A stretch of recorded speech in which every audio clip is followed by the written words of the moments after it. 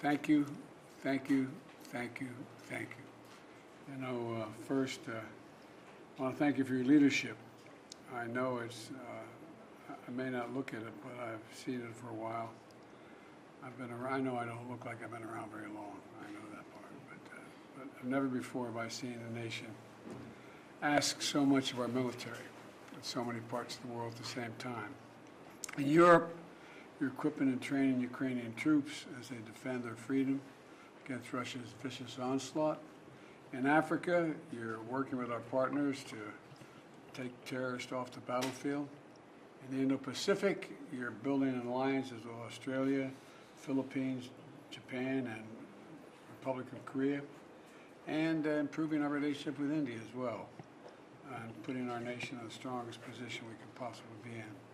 In the Middle East, you have stepped up to defend against a range of unprecedented attacks on U.S. forces, Israel, and our partners across the region.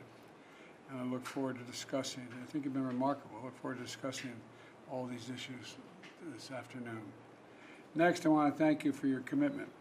I know last year hasn't been easy. I know as you've faced crisis abroad, you've also faced unnecessary chaos here at home.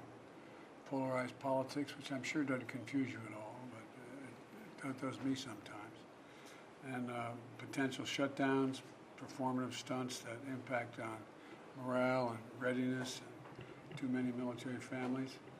But you keep going, and you keep showing every person with the most heart to serve. You're made up of an incredible group of men and women. And I know I've said it before, but I mean it. I don't think there's any comparable counter-argument.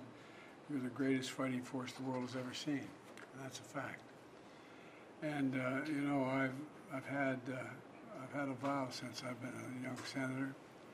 That is that you know, we have a lot of obligation, but only one overwhelming obligation: to prepare those we send into harm's way with all they need, and take care of them and their families when they come home and when they don't come home. And you've made progress on this front as well over the last year in particular. I'm proud that for the first time in nearly a decade, rates of sexual assault and harassment are within active duty forces are down. They're down, and that's because of your leadership. And finally, as I said a moment ago, I know I've asked a lot of you, and everyone in this room, but I have one more request. Please pass along my deepest thanks to all the servicemen and women under your control and under your charge. I really mean it. Right now, all across the world, we're defending our nation. They're defending, and every day they're risking their own safety and the safety of their fellow citizens. So this afternoon, I look forward to discussing a whole range of things and how I can continue to help support your needs and what you're doing for us. So I want to thank you again for being here, and I'm going to ask the press to leave when we get down to business. Thank you. President Trump, Why debate in June? Why not debate in June? You worked about your position in the whole summer.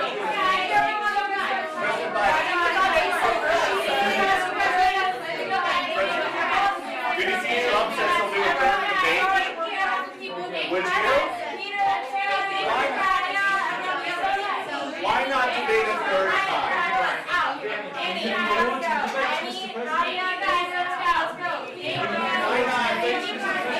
I am. Come on.